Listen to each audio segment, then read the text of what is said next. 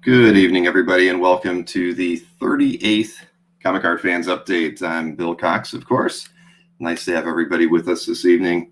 Thanks for tuning in, as always. It's been a very eventful week. Obviously, this is my fourth consecutive evening doing a live stream, so I can tell you I can't wait for tomorrow. It'll be definitely like my day off for not having to do a live stream. They are a lot of work, even though I know sometimes it doesn't seem that way. It definitely takes a lot of effort to put these shows together. And it's been a very eventful week as well, of course, because we did two Dueling Dealer episodes. The amateur show on Monday was fantastic with Dino and Jordan.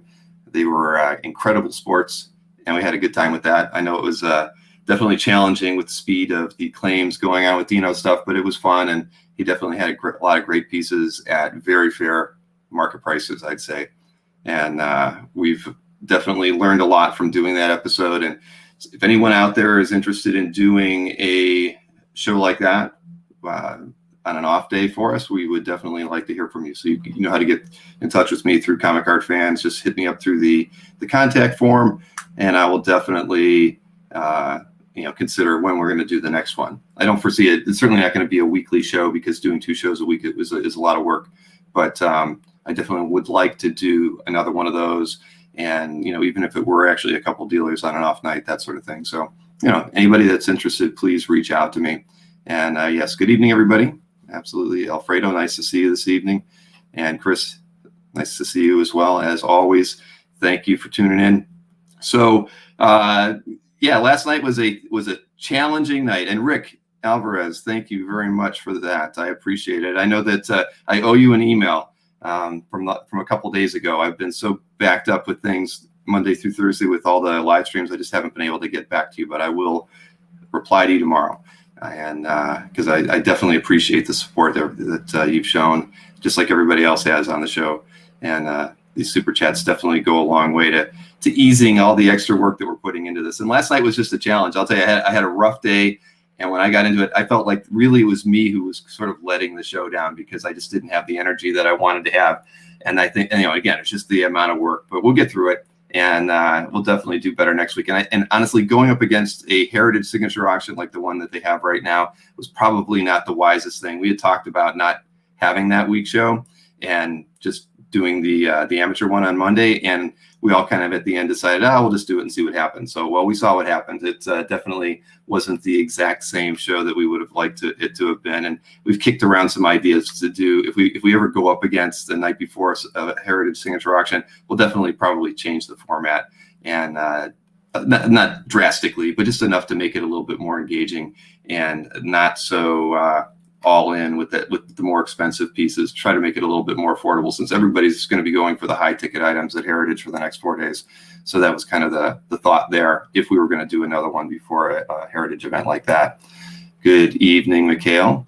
I think you're going to see a piece of yours later today. Let's see. So we might as well get on with the show so I can bring my guest in this evening. Let me start off with some of the, sorry, let me get a couple things here. I have not, a little bit, as always, here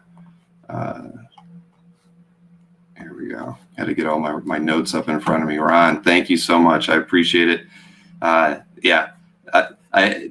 going to do better. We'll always do better. Thank you. I do appreciate it. And hey, Bill, nice to see you too. Oh, and Ron and Bill. There we go. Some of the comments come in. And Tatiana, I owe you an email as well on that very topic that I was just mentioning. I had a few ideas for you that I want to throw your way so that we can get you on the show.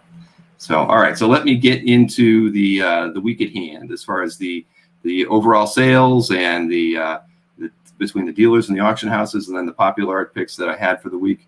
So dealer sales were pretty, I wouldn't say they were flat. Again, I think a lot of the sales are just not being reported as quickly as I've seen them reported in the past. From the tracking that I've got, we had $227,000 in sales from original art dealers between the 22nd and the 28th of March, and that was down from $263,000 the prior period. So let me show you the top items from the period right here. First up is this Justice Society of America #1 cover from 2007 by Alex Ross. This was sold for the asking price of $27,000 by Ramita Man. Alex, again, had the highest price piece from dealers 2 weeks consecutively. Next up is this Sandman #1, page 42 by Sam Keith. Asking price on this one was $10,000, and it was sold by Albert Moy. And this is a different kind of piece. It's actually the back cover to the latest Infected by Art book of mine. It was sold by IX Gallery. It's by Stephen Hickman. It was sold for $9,500. Next up is this Legion of Superheroes #1, DPS, pages 2 and 3 by Jim Lee Scott Williams, sold by Albert Moy for the asking price of $6,500. And this next one was actually sold by Berkey on one of the Dueling Dealer episodes for, obviously it's listed here at $6,000. I know it was sold a little less than that during the show. And finally from dealers, this is Eduardo Barreto.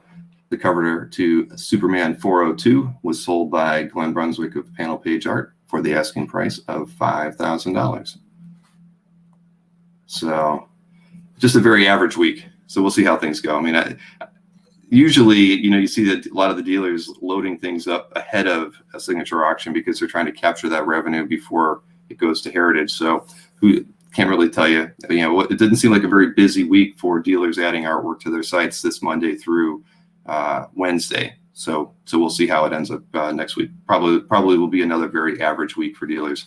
As far as the auction houses go, between Heritage and eBay, there was $308,000 in sales. That was down from $1.2 million the prior period, but of course that had the European auction from Heritage in that report.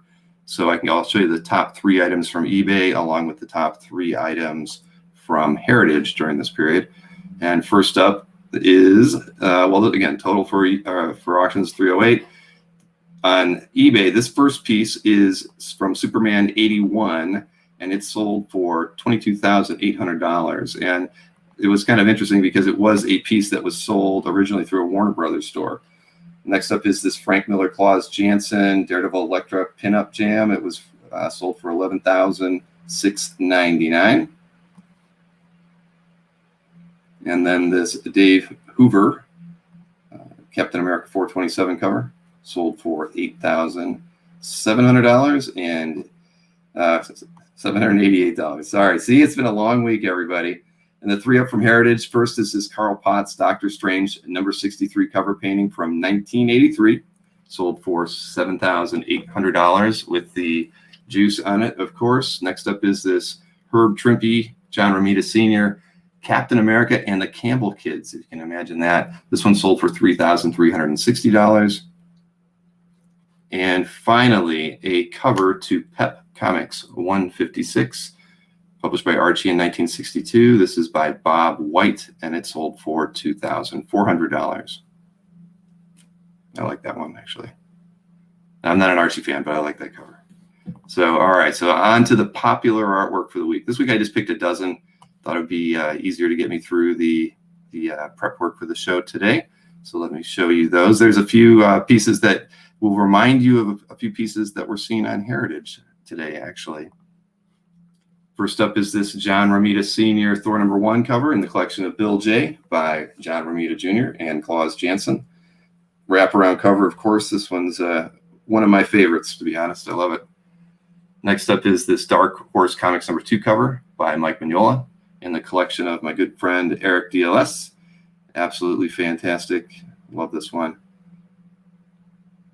This is in the collection of Mikhail. It's a Lobo pinup made by Gerardo Zaffino. And I love that one. Congratulations, Mikhail. That's a beauty. Then next up is this Mike Zech portfolio plate. This is in the collection of Duke Fleed by Zech, of course, and John Beatty. And then this one is another piece by Zaffino. This is in the collection of Comic Art Talk. And it's just Batman and a bunch of villains, but I really like the imagery on that one. This next piece is by artist Chris Stevens. Chris just knocks every piece he does out of the ballpark. This is Dr. Doom in the collection of Eduardo N. I really love this one. And Near and dear to Ruben's heart, Tom Grummett piece, Clark Kent Becoming Superman. This is in the collection of A.K. And there is a Adam Hughes Lady Death Scorched Earth #1 cover. I really like this one. This is in the collection of Tom Samo. And this is a piece in Jade Giant's Dave W.'s collection. It's from 1981. It's the Incredible Hulk issue 256, page 22 by Sal Buscema. And next up, this is in Jason Schachter's collection. This is Batman and Rogues Commission by the great Kelly Jones. So we got a lot of views this week. And next up is another Ghost Rider and Cable cover, issue #1. This is by Sam Keith, of course, and it is in the collection of Matt E. And finally, there is a Spider-Man versus Juggernaut commission, collection of Tyler Turner, and the artist, of course, is Daniel Warren Johnson. As I said, I think the last couple of weeks, Daniel seems to get a piece into everyone. I really like his work and always impressed by it. So there you have it. Grummett, yes, Ruben, absolutely. And Zaf is very legit. I completely agree. Not enough on our site for sure. And Fred, yes, I know the DD #1 page was an absolutely astounding price today. Definitely not what I was expecting. I mean, I was expecting something high, but not quite at that level. And same thing with the Bisley Lobo cover. That was pretty amazing. So, and as everybody knows, next Tuesday will be the Heritage Auction recap with Berkey, Glenn Brunswick, and Will Gabrielle and I. So definitely tune into that. I think that just given the number of auctions and the other interesting auctions that are coming up over the next couple of days, it's going to definitely be a very interesting show. I think I'm sure those guys are going to be very excited to talk about the results from this particular auction. I'm pretty excited about it myself, to be honest. And just so anybody is another kind of out of the ordinary show that we're doing is next Monday. Scott Dunebeer from IDW had approached me about doing a interview with Alan Weiss, and I had said I'd be happy to produce it for him and host it for him on the channel. So next Monday at 9 p.m. Eastern, we will have that interview between those two, and that should be a lot of fun. We've been talking about it for about a month, and we were finally able to iron out the date.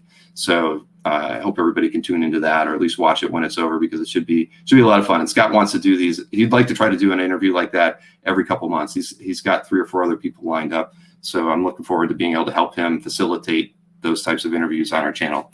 So it should be, yes, very, very interesting. Everybody's, the 192K on that Lobo piece was not what I was expecting. So, and with the juice. So, all right. So on to the interview for today with my guest, Craig E. Let me bring him into the stream here. Yeah, slightly more than Mikhail's version. Good evening, Craig. How are you this evening? Oh, I'm fine. How are you doing? Absolutely fantastic, sir. Thank you for taking the time this evening. We've been talking about this for a while, so I'm glad that we were able to get this thing going. I mean, like I told you earlier, you have such a history in the hobby that I feel like this could be a couple interviews depending on what we're able to get through this evening. So I'm really looking forward to talking with you tonight. I've been around for more than 50 years doing this. So. Right. Well, that's what when we were chatting earlier, and I've read a little bit about you. I wanted to hear about that story about where and how you came to pick up that first original piece of comic art. And because an elevator isn't the place that I would envision that first meeting of where I would get turned on to picking up my first piece of original art. So can tell me how that happened? And it was all during the movement between 10 floors. So it was at the San Diego Comic Convention, the very first regular convention. They'd had an organization, the one earlier, but first full convention.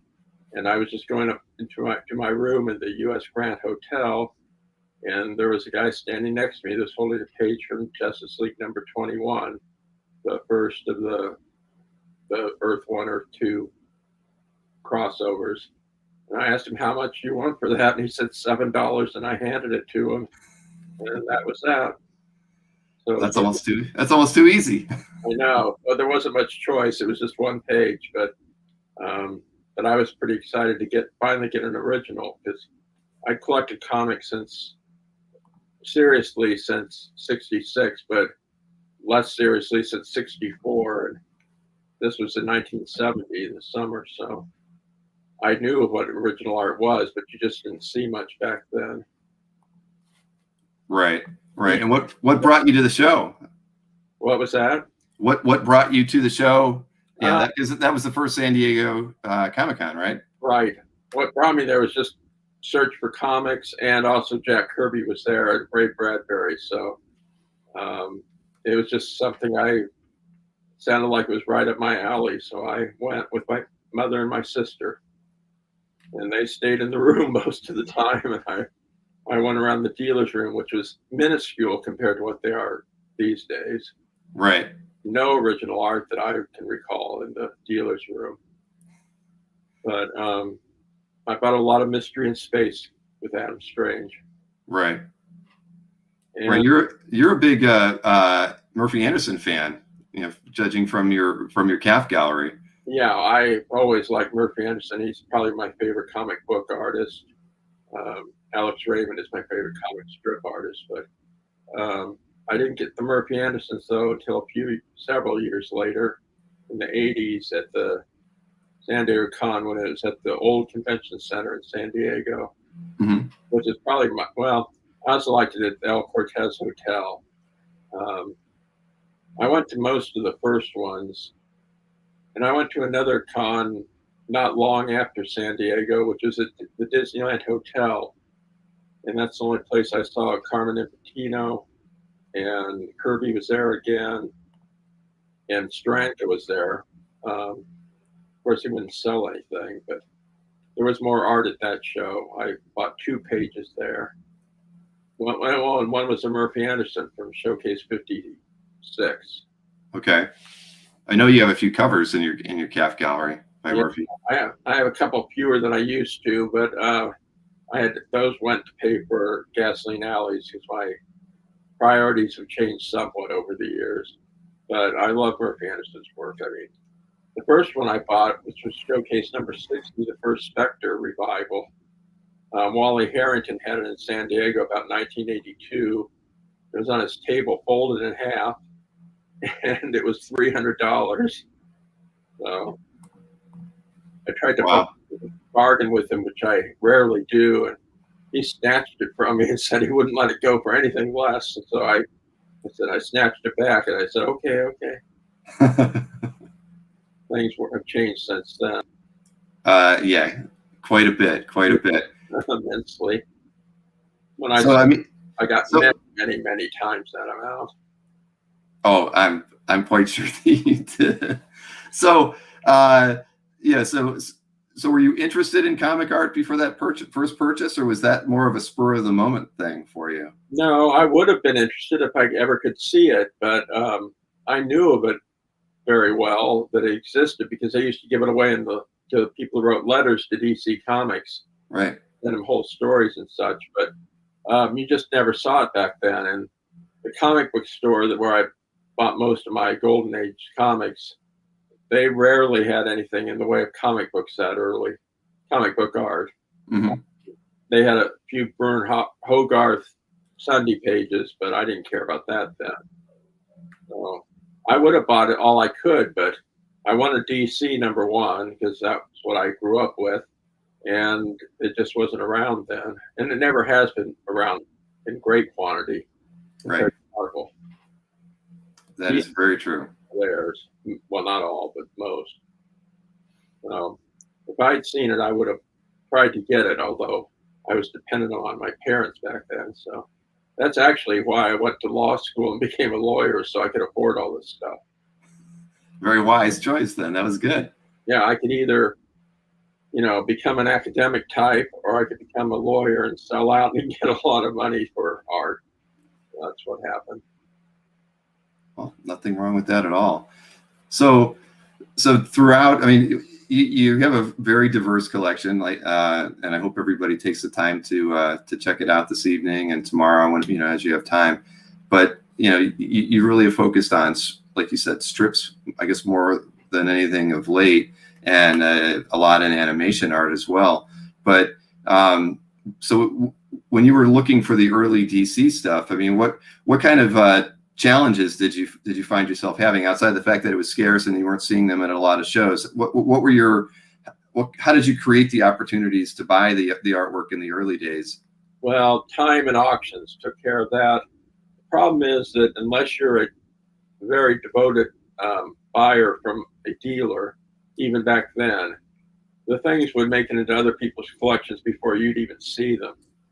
So although I hate auctions as far as the fact that anything good goes for far more than you expect, but at least you have an opportunity to buy it.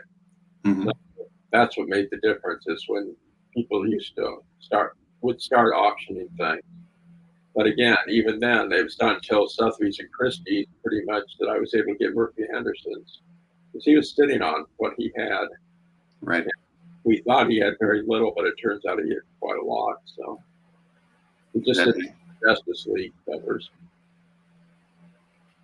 Understood. So then, I mean, we could look at some of the artwork that you got. I wasn't sure if we should start on the DC artwork or if we should start with the strips. What would you like to do?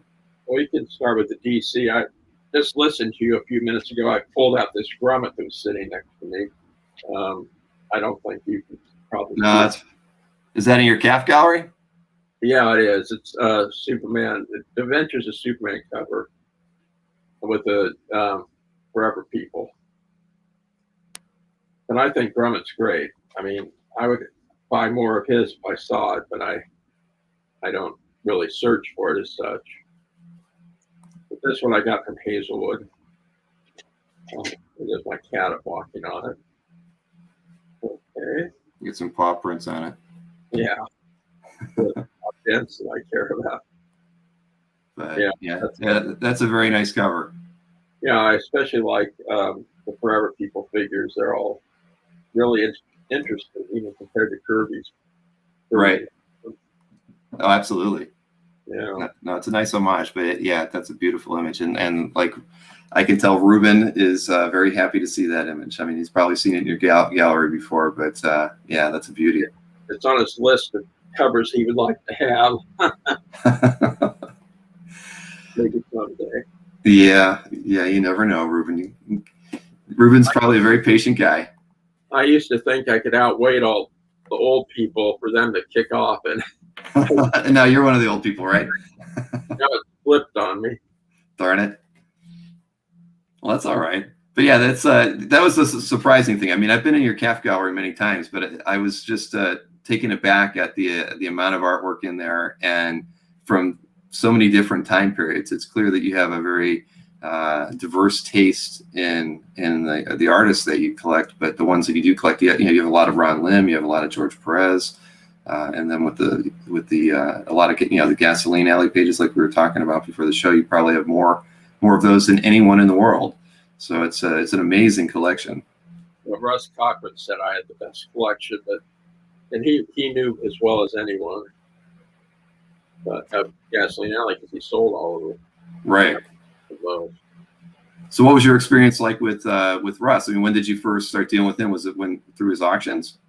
No, I first met Russ in summer of '73. It was in about the 4th or 5th San Diego Con. It was at the Sheraton Hotel in San Diego, and he was there with a table selling his reprint books of Rosetta and such.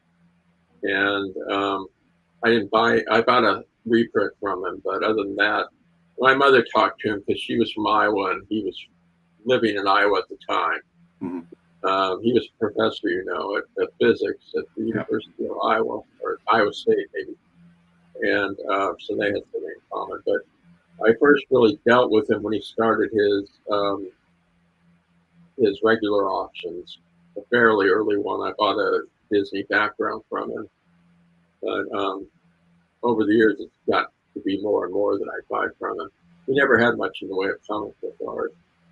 It was mainly strips and Rosetta and Barnes and such. Right. I mean, he sold some Disney art, I think, now and again, but with Parks, like you say. He moved into it about the same time I started to collect. He was buying a lot for Michael Jackson and Steven Spielberg. Mm-hmm. So he'd be at all the auctions in New York. And as I said, I bought a couple things from him. But I really saw the things before he did. He could get them from animation dealers. But he had the money to buy them. Well, I couldn't buy as much as he could. So I really got to know him. I mean, I got to know him the best during the Gasoline Alley days, but I knew him pretty well before then. I'd always talk to him at conventions and things. Right. No, he got around a lot, but yeah, like we were talking earlier, he was one of the people that I was really hoping to interview when I started doing these, and we just missed that opportunity. We had something lined up a few weeks after he had passed away, so I always regret that. I always wanted to, whenever I meet somebody who knew Russ pretty well, I like to just get a few insights onto what he was like, because I never got to meet him. Well, he was kind of a character. I mean, he was very calm and very proper as what he said, although he had his accent that made him sound like a good old boy. But he was really quite intense when it came down to getting things. And I liked Russ, but I always kept my eyes open with him. Yes, I've heard stories about them, but the whole group, there's Bruce Hamilton and Don Phelps and all these people, and they'd all be talking about each other all the time. They'd be bad-mouthing. I don't know if Russ did, but they'd always have complaints about each other, and yet they kept dealing with each other forever. And most things went in that circle until Russ started having his graphic galleries and his auctions, and then things would escape. But they pretty much controlled the strip market for many years. That's true. That's very true. But that doesn't sound much different than the way things are today. I have to be very close with all aspects of the hobby, whether from the collectors to the dealers to the auction houses, and there's still that competitive aspect between dealers, as there probably were back then. It's just that the scope has changed a lot. But yeah, because at the end of the day, those guys are all collectors too, so they're still competing even though they're dealing. That's part of the problem. I've always thought that dealers should just deal, and when they start to collect and deal, and at least if they do it openly as opposed to private bids and such, it causes hard feelings. So that's their choice, but they should realize that lots of people don't like it when they get outbid by a dealer. You can understand, but you don't like it when you're giving them the money they're using to bid against you. So.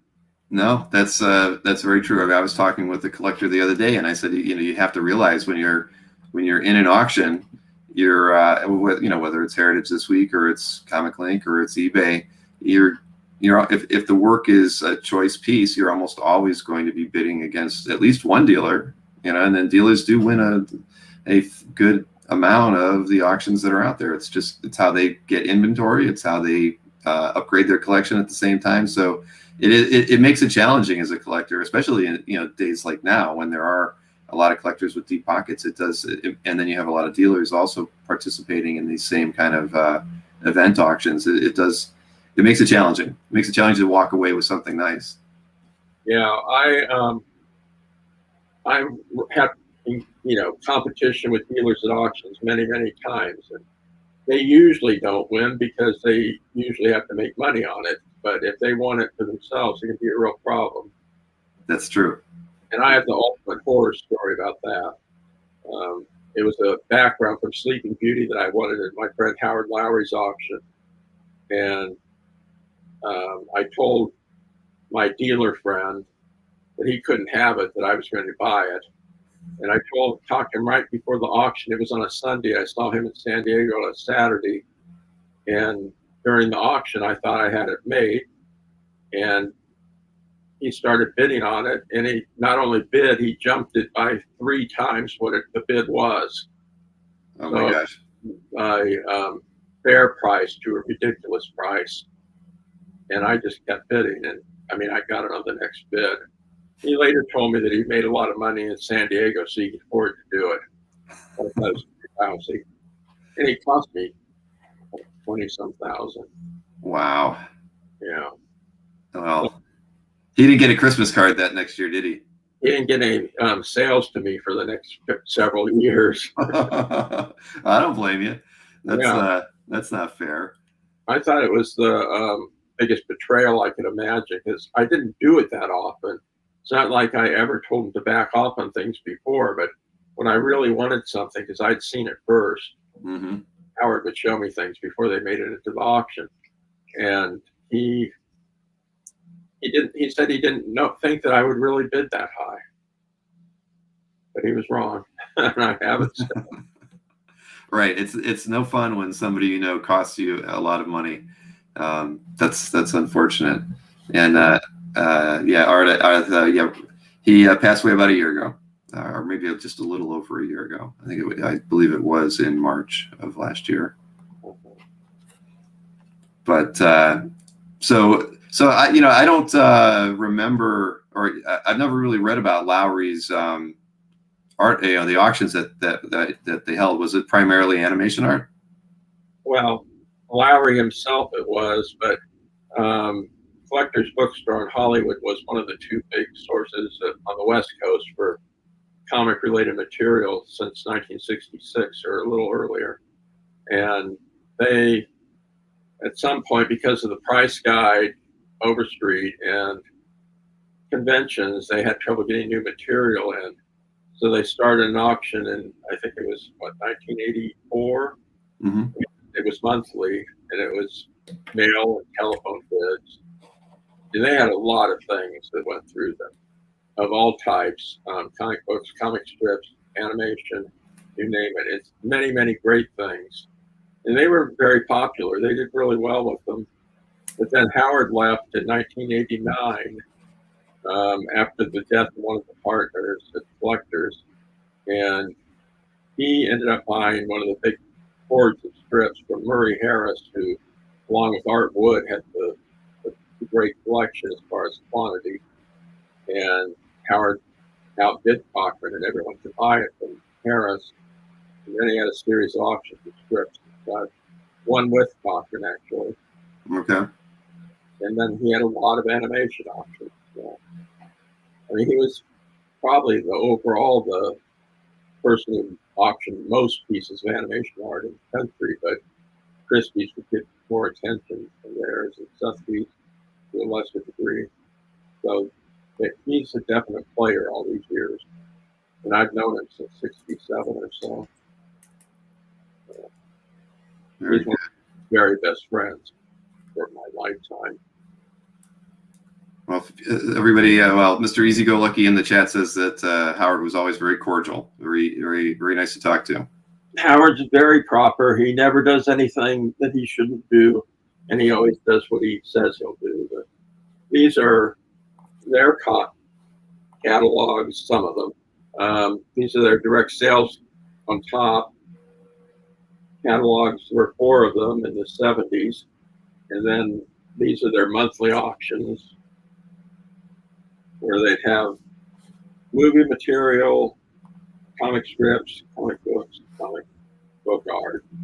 And then these are some of Howard's strip auctions. And I own the cover piece on this one. That's true. Yeah, we're going to see that in a little bit. Yeah. So he pretty much had a very similar model to what Russ was doing as well, with the small catalogs and the mail-in and call-in bidding for those auctions. Right. They actually, I think, began their monthly auctions before Russ did, but Russ had his graphic gallery before Collectors did. So they were competitors for sure, but Russ kind of outdid them with strips in general. He'd get the Flash Gordons that they wouldn't get. But Collectors would get great Popeye dailies and great Barney People dailies. So they both serve the purpose. Right. Your audio is going a little low on us, Craig. If you speak up a little bit. Okay. That's better. But for someone like me, the existence of so many auctions in so many areas of art, it's a constant uproar. There's always something I want. There's always something I have to pay for. And that's been true for at least 40 years. So it can be a nightmare to have too much material. I never had to worry about finding things. Things found me quite easily. So that was dealing with things, they would find me even faster. So there's a period in the 90s where it seemed like every week I was offered a Blondie or a Barney Google or something. Well, that's good when you get known. I mean, that's usually the best way for collectors to get pieces they want, is for dealers and other collectors to know what their primary interests are. Wow. And it's always good to get, even if you don't want it, at least you're getting offered it, right? Right. And I'd always wanted, so so they knew, right? So they, Barney Googles went from like $350 when I started to $3,000 each within a few years. And then when I stopped, because I had so many I didn't really need anymore with Spark, Plug, and Pony Boy, the prices went right back down to where they were before I got involved. That's not fair. Yeah. So they don't turn up much anymore, though. Right. No. You don't see them hardly at all any longer. Well, here, why don't we, you want to start? We'll start off with some of the, well, you know what, you just showed that one Alex Raymond piece you said that you had the artwork from. Is it okay to show that one first? Sure, that's fine. This is one of 4 watercolors by Raymond.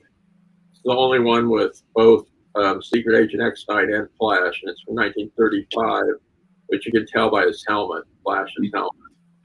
But he just didn't do these things much, and the others are faded compared to this one. But it's tiny. It's only about 2.5 or 3 inches wide and 5 inches tall. But I really liked it, so I bought it. And that was a strange sale because Albert Moy called me the day before and wanted me to bid on a peanut sundae. And I told him I was intending to buy it, so I couldn't bid for him. But I used to help Howard with his auctions at times with the bidding, or the phone bidding.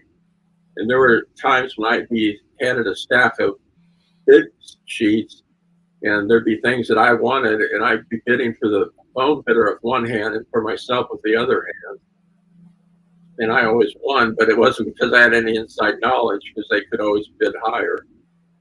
But that was rather difficult. Right. Who had what bid. So you actually went in to Howard's office while the auctions were being held, and you helped him man the phones? Yeah, they were always in hotel, banquet rooms and such.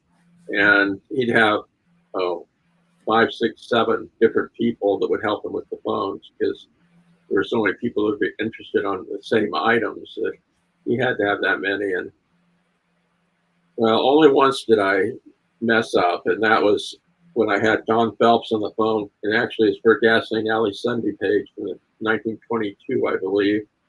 And Don just kept talking to me because we knew each other. He just went on, and I kept telling him, "You got to bid, you got to bid." And he talked all the way through the sale, and I said, "They went for this," and he said, "Well, why didn't you tell me?" And I said, "I've been telling you ever since it started." And he got mad at me. I couldn't help that he was so verbose.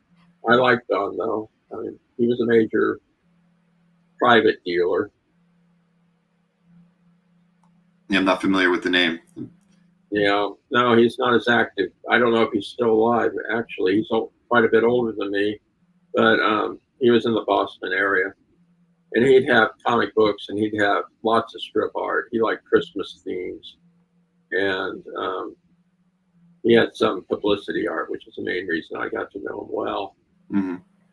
So I knew him, though, since the 3rd San Diego convention.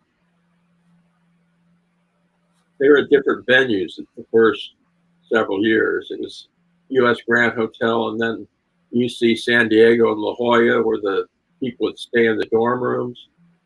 And then El Cortez Hotel, which was great. So they ended up at the old convention center, which I really liked a lot, and then finally to the new one. But you know about the time they lost all their money? They literally had a cash box, which would take all the ticket sales, put all the money in, Uh-huh. and someone stole it. And they almost went out of business because of that, because they had to ask for donations to let them keep going in the future. And that was at the old San Diego Convention Center. But they made it. So. Right. Well, they were definitely in the news today. Well, you know, the last week when they tried to have a smaller show over Thanksgiving weekend, and it didn't, PR wise, it didn't go over very well. I'm not quite sure if they're going to keep at it or not. They definitely have canceled their summer show, and you know that we knew that going into it. But they were trying to fill the gap between now and 2022, the summer of 22. You know, so what are they? Who knows what they'll do in November then? Yeah, I don't go anymore. I think the last time I went was about 2003, but I'd always go with a certain amount of money, and I'd always spend that the first hour, and then it was just torture to come up with more money before it was over, and driving back and getting more things to trade or whatever. I never had an easy time with it. Well, Right. one year I had a lot of money, and I went through it all in 3 months, and it was 7 figures.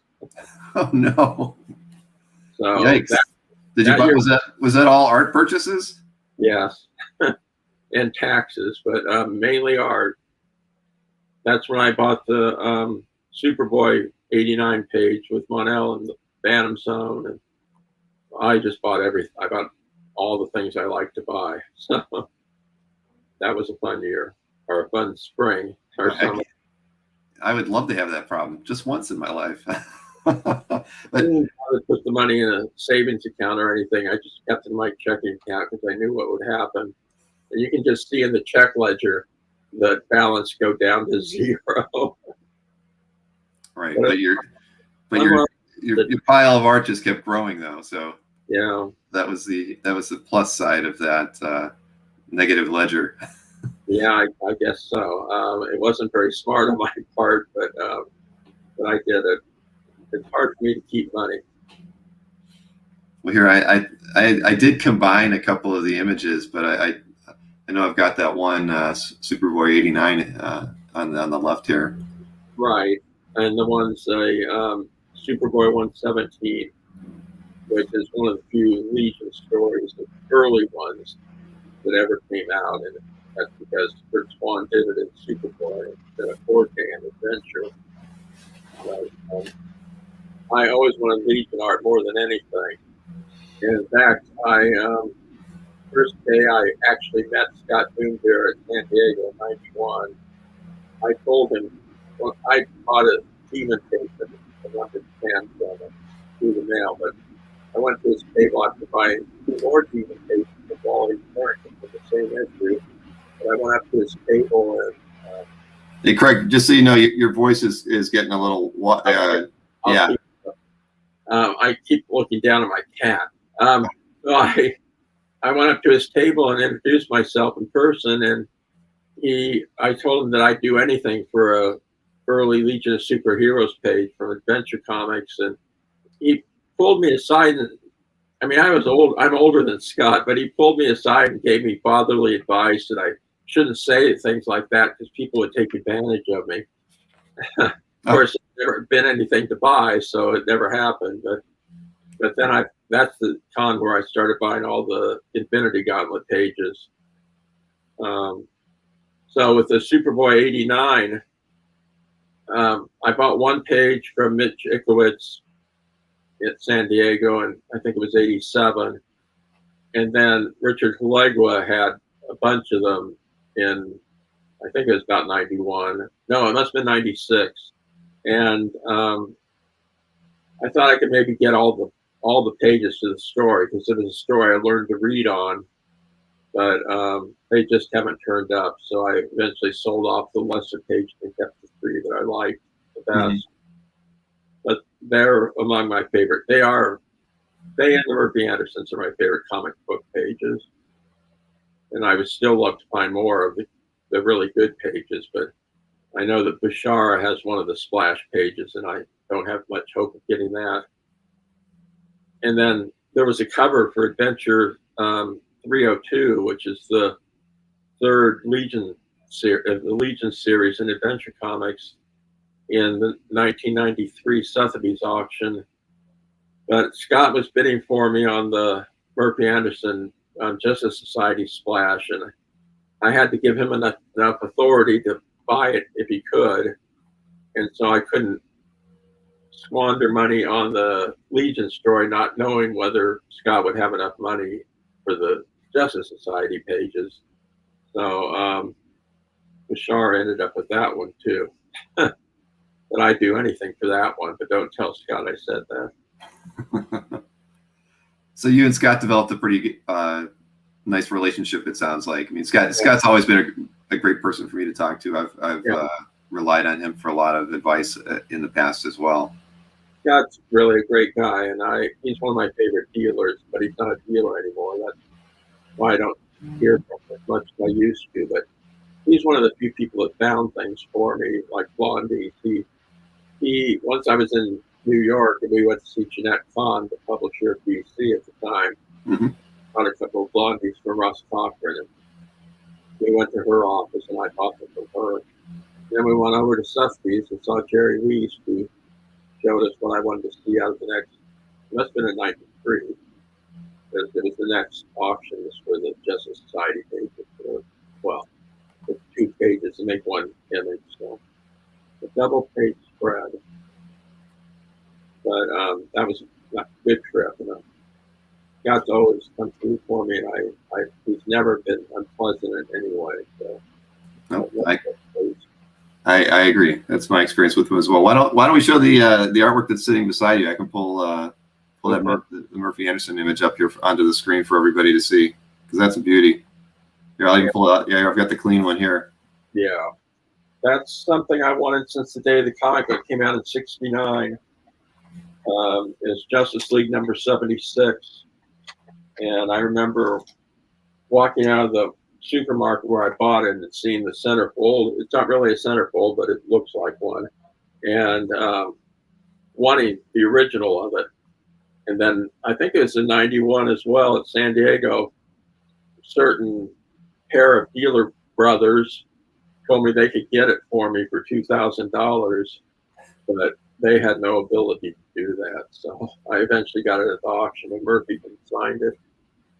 And he was consigning quite a few things to Sotheby's and Christie's in the early '90s. Some of his better pieces. What turned up more recently at Heritage is mainly interior page stories and such. So this is probably my I wanted it longer than any other page, probably. I think I wanted it for 25 years before it finally turned up. Well, I mean, it was definitely worth the wait. And Tim Finney says the Murphy Anderson DPS is one of his favorite pieces on CAF, period. And I think it's probably a lot of people's favorite pieces on CAF, to be honest. It's always been one of mine as well. Yeah, one of the Yahoo groups used it as the image for the group when you sign up. It was on that page. So yeah, the Comic Ardell used it, I believe, for a while. Yeah, I was surprised they had it, but they did. They probably took it off CAF. I'm sure yeah, Gary probably did. But again, that was it's one of those images that is, and I'm not a DC guy, but it's one of the images that I've always had etched in my mind as far as being one of my favorite images from DC. So let me tell you real quickly why I like DC better than Marvel. Okay. Number one is because of the age I was when I started collecting DC for a little bit younger, maybe a younger audience than Marvel. But the other big reason was that Marvel's printing of their comics from after the first couple of years, the first year. I mean, November 1961, they had reported when the printing was just fine. But by the time you get into like 64, their printing was terrible. It wasn't very clear. The colors were nutty, and it just looked ugly. And I could never stand to on it unless I liked the art. And DC had better printing. That's why. And I like the characters. I think they were, they had all the good ones before Marvel started. Mm-hmm. But I've always liked DC by far better than Marvel. But that's the only run of Marvel that I never completed. Well, it was missing two fantastic portions, but Spider-Man was the one I never liked so much. Oh, you weren't a Spider-Man fan? Not at all.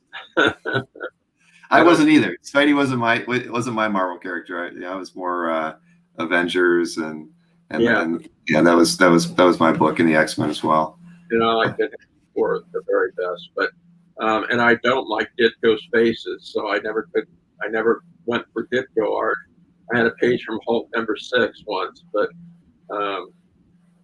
Flash Thompson and all the faces were just not how I saw the world. So I don't like Stokowski either for DC. That's why I never bought much Justice League art, unless he was inked by Anderson. So, except for the very first thing I ever bought, but other than that. Well, you did actually see. Now we're jumping all around, but that's okay. It goes with the conversation. So since you weren't a big Marvel fan, but you did mention about picking up those Infinity Gauntlet pages. So why don't I pull up those two images that you sent me, and we could talk about why a DC guy went after these particular Marvel pages. Because I'm a huge George Perez fan. All right, as is most collectors. Yeah, I think he's the best modern comic book artist. Well, they're all modern, but the best one after Murphy Anderson. I don't like where he draws that figure so small that there's no detail, but there's detail, but there's no interior detail to the figures. But when he draws on this scale, the other one, of course, by Ron Lim, who I made a point of meeting, and we became pretty good friends too. I was buying all the Perez pages from Scott, who had got them from Rubenstein, the inker plus Perez. But then when Perez left the series and Lim took over, Scott could only get the inker's portion of the pages. And I went to a convention, which is literally at a hotel that was over the fence from where I first lived when I was born in Inglewood, in Westchester, California. And I met Ron there and started buying directly from him. So I once had 46 pages from Infinity Gauntlet books, and I'm down to 3, but they're my 3 favorites. Well, I mean, these are spectacular. I mean, if for any of the pages out of the books, these two are probably tops in any collector's wish list. So you kept the good ones. Yeah, I didn't make that much money on them. They weren't going up in price that quickly when I sold them. So now I'd be independently wealthy just from those 46 pages. Oh my gosh, yeah. I mean, because Comic Link has been selling 4 or 5 of those in a lot of their featured auctions lately, and they've been all going for really nice prices. I know Heritage had a few. So Albert wants $20,000 for the one that Scott didn't let me buy. Someone before I got most of the pages from the book, but it was from the last book that Perez did the first 7 pages of. Right. But they're all great. I mean, I think Perez is just fabulous. And I also like my page from Avengers, which has the splash with the insert panels. That was the other image you sent me, right? Yeah, yeah. No, I can't even see. Oh yeah, that's it. Yeah, and that I bought from on eBay from the same person that said he'd get me the Justice Society pinup. And when I got it, he put it in a U.S. Postal Service box with a smaller U.S. Postal Service box inside, and it bent around the inner box, the smaller box. Oh no! But it didn't stay bent. Fortunately, it straightened out. But I paid way over what they were going for at the time. But I thought it was just fabulous. That's beautiful. That's from issue 12. Isn't I believe so. Maybe it's 12. And I can't find it very well. Maybe it's. I don't have my glasses on, but that's all right. I can actually pull it up in your gallery. I'm pretty sure that's what it was. I can put on the glasses.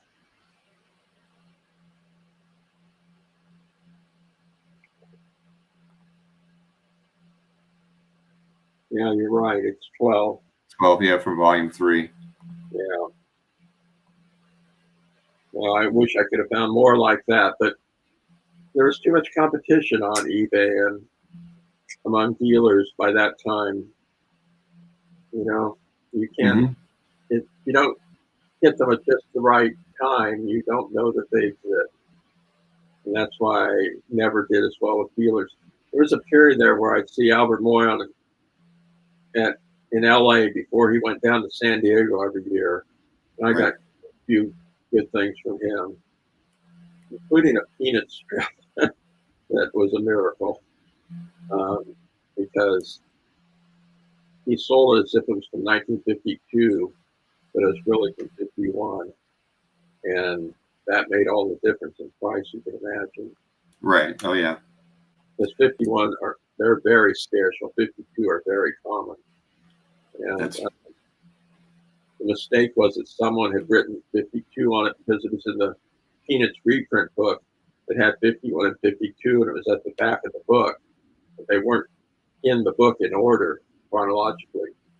So it was really from 51, and I could tell by the size of Charlie Brown's head that it was from 51, and I got it very cheaply from Albert.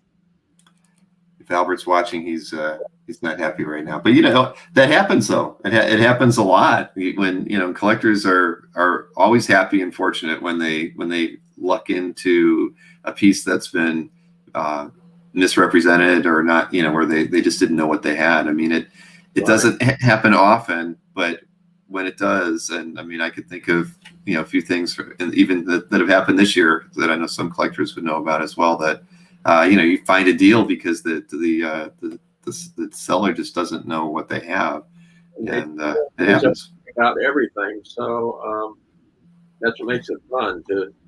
Everyone wants to get a bargain, right? Even if it's not cheap, it's still relatively a bargain. Exactly. And I bought the Green Lantern pinup from Albert too. The Gil Kane? Yeah, the Gil Kane, which I really like because there's no word balloons. The frontal figure, which Kane didn't always draw them, his characters from the front, and it's pretty iconic. That was bought in a hotel. I bought the cover of Secret Wars #1 by Zech from Albert at the very moment Clinton was on TV saying he didn't have sexual relations with that woman. That I traded back to Albert for my full Flash Gordon film. Not even, but it's quite a close down. And now it's worth a fortune. Oh yeah, no, that was because I was going to say I don't remember that Zech being in your gallery, but you traded it for the Flash Gordon you have? For the 1938 one, yeah. I don't think you have an image of that, but 38 and 39 are my favorite years for Flash Gordon. Mm-hmm.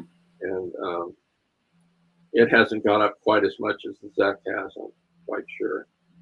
I paid $3,000 and I got triple that for it in trade, but it's worth many times that now, I'm sure. Yeah, Yeah, with the way the market has gone in the last 12 to 18 months, I can't even imagine what that piece would go for. That's because that's pure nostalgia for so many collectors, in their late 40s to on up, really. So that one would attract a lot of interest. That's for sure. But David Mandel has it, so I don't think it's going anywhere either. No, no, not at all. No, that's anything that Dave picks up. Usually, it stays with Dave. So. Yeah. Same was happened with the Captain America by Kirby and Moyer, the one for the portfolio of some comic art society. I bought that out of Christie's when it didn't sell, and I eventually sold it. And the current owner, I think, is someone that's one of your co-hosts, Glenn. Mm-hmm. He wasn't even aware that it had been around before. I wrote to him when he said it was bought directly from Kirby, because it was not. It was in Christie's auction. Mm-hmm. But most people that are younger than me just weren't around to see these things. It wasn't that many years ago, but it was in the early 90s. Right. Well, I mean, that's why your experience in the hobby is so unique. I mean, you really have over 50 years of knowledge that,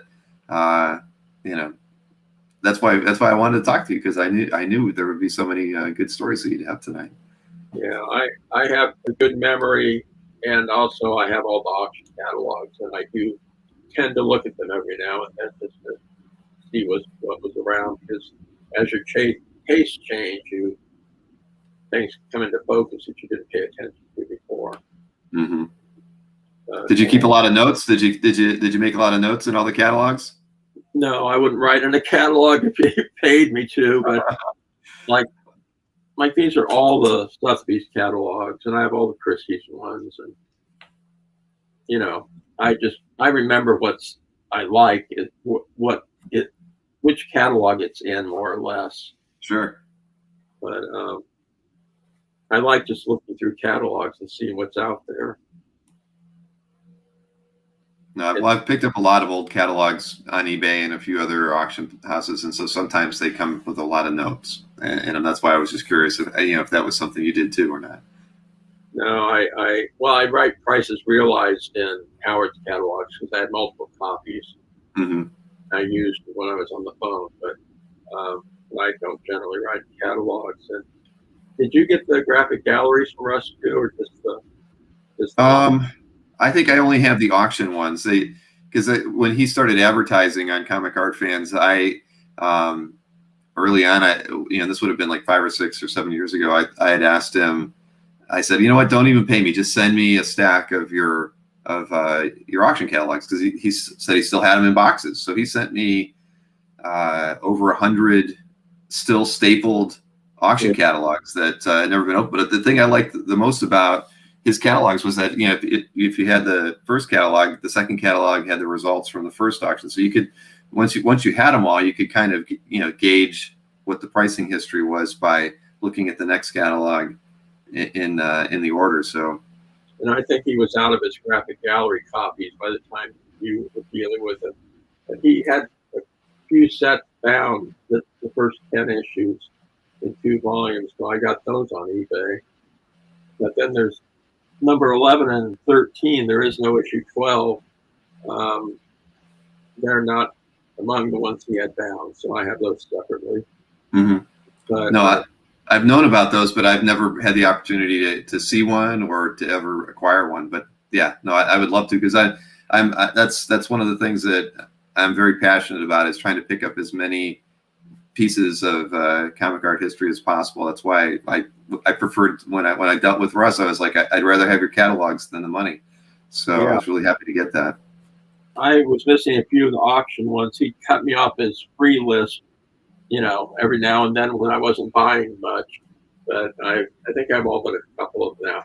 And this is the number 13. It was oversized, and he said only the best of the best, although it's pretty much the same as all of them. Well, bigger is better. So 11 has my Flash Gordon from 39 with the Ice Kingdom. That's when it was first sold. So I like 11. There it is. I don't have it out here, but because it's framed, but that's one of my favorite pieces of art. Very nice. Yeah, Rich Danny says that the graphic gallery ones are the ones that he got. Yeah, those are the ones I've got to work out a way to get a hold of those. I've never seen one. They turn up on eBay. There's usually one or two of them on eBay, or there was a few years ago. Mm-hmm. You can probably get them all. You know about Guernseys? Yeah. Oh yeah. You know about the Rosetta sale that Rosetta consigned his paintings, and they go through the auction to each piece, and then he was on the phone and he'd say whether he'd accept the final price or not. Oh, I didn't know that. So that was his condition. That was He was able to set his own reserve right during the auction. After the bidding had ended. Wow. That's pretty incredible, actually. Well, I mean, he had the clout at the end of the day. Exactly right. Wow, I did not know that. That's very interesting. No, Yeah. never heard of anything like that.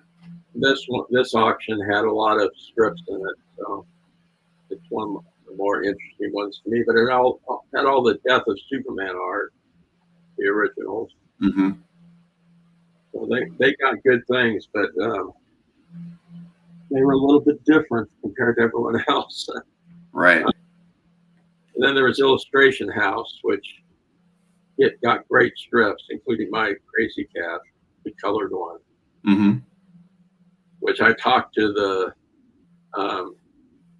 not the owner, but the assistant, Fred, after they got the Crazy Cat in, and he said he cried when he saw it, that he was just so unbelieving that such a thing would turn up, because it had never been seen by the public. Right. It was given away in 1919, so. Wow.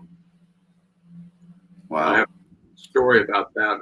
I've been writing narratives on my art fan sections, and I had an encounter with a dealer over the Crazy Cat that was rather amusing. He was trying to talk me out of bidding on it, and when I wouldn't give up, saying that I was going to buy it no matter what, he just said, "I don't want to talk anymore," and he hung up. Because he wanted to buy it, so. Right, of course. Yeah. He wouldn't have, though. It went for double what it ever gone for, but still, he tried to talk me out of it. Well, that's when you know it's definitely worthwhile. But you have a few Herriman pieces. Yeah, I have 3 left. I once had a couple more, but I like the ones from 18 and 19 the best. The characters are fully developed. They don't look so primitive as they do in 16, Mm-hmm. 17. But and then later, lots of people like the late ones, but they're not my favorite. Yeah, that's the one from 1919, and I think I counted 53 cats in the catnip field. And the story of that is on the top row is Ignatz Mouse has a bottle of booze in his briefcase. He stops, opens it, takes a drink, and moves on. And then you see him at the very top of the catnip field, and he sees all these cats, and he thinks he's hallucinating from all the alcohol. It's on the bottom. He's going off to the prohibition office to sign up for the cure for his alcoholism.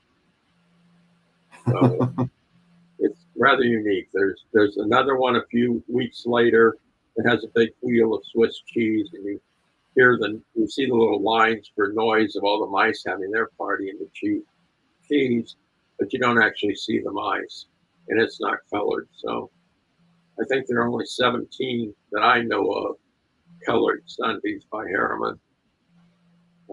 They're even more scarce than the specialty pieces that are watercolor for friends.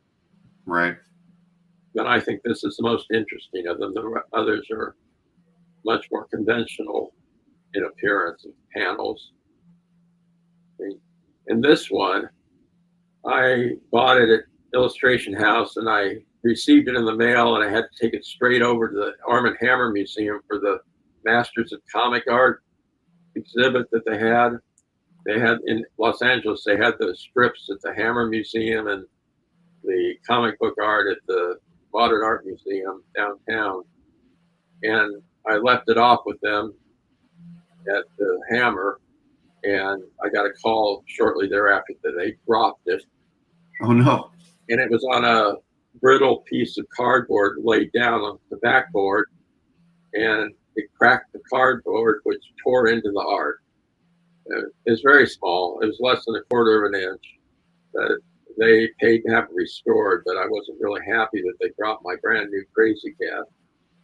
So, Right, you never got to put it on your wall. You turned it over to them right away. exactly. And they framed it and they put it up in their exhibit. And when it came time for it to move on to the other venues, I was unhappy over a couple of things, including the places they chose for their second and third venue. So I took my stuff back. I promised to let them use it for all three shows, or three locations. But they dropped my Crazy Cat. So, and I knew that any museum show, it's a single lender, something they own will be damaged in a show, more or less. An animation dealer told me that early on, that Mm-hmm. I always have things damaged. So I thought one venue was enough, especially since they're rather obscure. I mean, it's a Jewish museum in New York and the Milwaukee Museum, which is not one of the major art museums in America. So, and there's another reason I won't go into, but I love the Herriman. I mean, the minute I saw it, it was in a little brochure they sent out. I knew I had to have it. That's when I called that dealer to discuss it, and he tried to talk me out of it. Well, I'm glad he didn't. That's Yeah. a beauty. But no, I would be turned off from loaning my art to a gallery or an exhibition if that was what happened to me as well. I'd be one and done. There would be no more. It's in the catalog, so that's enough. That's true. Man, no one had ever seen it before that. So we did have a couple questions before we move on to a different piece of art. ML asked if there's anything that you're currently reading in comics or strip art today. No, I haven't read comics since '99. I collected them for 30 some years, and it's getting to the point I was just stacking them up in the corner, and I didn't enjoy them. But I'm pretty totally out of it as far as more recent characters and storyline. And with strips, I read the reprint books when they're published. Gasoline Alley is only up to 1934. I don't know if they'll ever come up with the next volume, but I'm very anxious to get those when they come out. But not really. I read art history mainly, like the books behind me are all monographs on old masters. So right. That's what I read when I read. I'm mainly online, so it doesn't matter. I don't have time to read. I understand. I mean, there's not a lot of current books that I'm reading right now either. It's I'm more interested in getting the art from the books that I read when I was young. Yeah, and everything's relative to when you grew up. So see the stuff that so many of your guests, treasure. They were just stacks and stacks of that art on dealer's table, and I had no use for it at the time, and it hasn't grown on me. And there's some. I mean, I still would like Perez if he were doing it, and I still like Drummond. A few artists, but not very many. Yeah, no, I don't blame you. Another question was if you had have you ever collected Bill Everett's work? Not as such. I like Everett. I mean, I think he's great. I had a few pages from Tales of Suspense at one point, but there were no Submariner pages. Oh, I had a Buscema page from first splash from Submariner #5, which I think is in someone else's gallery on CAF, but paid $200 for it from a friend of mine who was a comic book dealer. But I've never had an Everett, really. I don't think. All right. Just reading through a few of the comments here, but yeah, you've been a long time CAF member. You've I think you joined in 2006. So right. I appreciate that. Actually, well, here, let me scroll through. Yeah, April 2006, in fact. So 15-year anniversary right now. Oh yeah. Thank you. No, I would have been a member earlier, but it takes a little effort to get the photos and everything. I enjoy looking at other people's art, but very lately I've been enjoying just commenting on my own, just because I have such detailed memories of so much of it. I thought I'd share them while I still can. Here's another question for you. I'm sorry to interrupt. It's from Rich Danny's, where he said, "Where did you pick up all the Nelvana animation art? Was it on eBay?" Yeah, it was all from one dealer on eBay. I got a little carried away with that, plus with the Marvel X-Men and other cells. I bought a lot of that in a few year period. And I like them, but hard to enjoy them all. Right. And Fred asks if you still have Blondie #1. Yes, I do. I don't think it's right out here, but I wouldn't part with that. There are some things that, I have 2,000 other things I'd sell first. That one was, well, I put the story on my Blondie page, Blondie section, but I learned of it and didn't know that they were talking about the first Blondie as the first, opposed to the first hunger strike. And eventually I met the person that had the first Blondie, and he had bought it from Richard Marshall, who a strip historian, who had been given by Chick Young. So, but I never knew where the wedding was. I knew that Jean Young, the son, didn't have it. But little I suspect that the daughter had it. She gave it to the library. Or I would have tried to get it too, but it's not the best drawing of the strip. I think he did it himself. Because it's important to Raymond right. That time. All right. You actually gave me a couple Chick Young pieces to show, so why don't I pull those up? All right.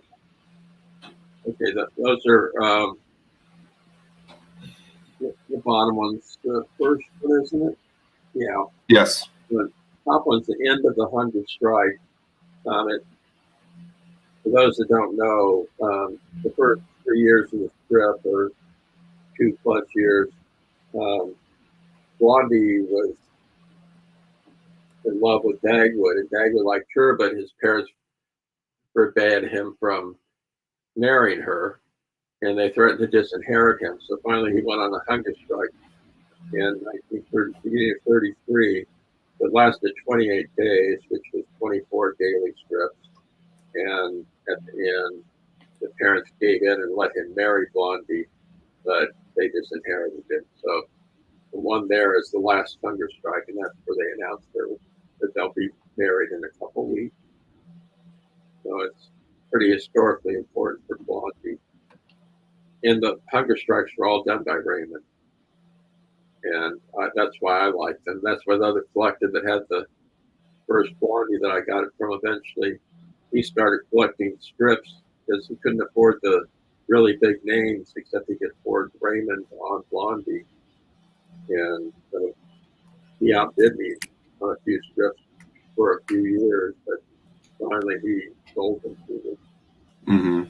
And I think they're just gorgeous, the Raymond strips. Blondie is just so well drawn that I do think Raymond's the greatest comic artist. So. Well, I would not be able to disagree with you on that one. Yeah. He's sort of like Perez. Both of them never drew a bad line. That's true.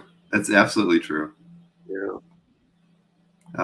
Let's see. Knights of Old asks, do you have any Alex Raymond art stories? Not too much, except for the Ice Kingdom Sunday page. It was in a catalog with another Raymond, and I didn't think I'd be able to get the Ice Kingdom one because it was so famous. Mm-hmm. I happened on the last day of the sale, he'd have a cutoff, finally a cutoff at 5 o'clock or whatever one day. And if you had bid on the strip before, you could continue past that if you're still willing to bid. And I happened to go by my parents' house and showed my mother what I wanted, which was the one that wasn't the Ice Kingdom. And she pointed to the Ice Kingdom one and said, I like that one better. And so I called Russ and bid on it. And then when I got back to my place, I asked him the prices, and he said a price, and I bid higher. And I realized finally that I was bidding on the one that I didn't want as much. I asked him what happened with the Ice Kingdom. He said, oh, you got that. So he got the one bid up a little bit by me, but I ended up with the one I wanted, which is the one I'd always wanted for 25 years. Right. It's what I dreamed of having. It was really my grail, and I got it fairly cheap. Although at that time, Raymonds weren't going for much more than $10,000. Sotheby's had a great one that I didn't bid on because I thought I'd go too high. We ended up going cheap. So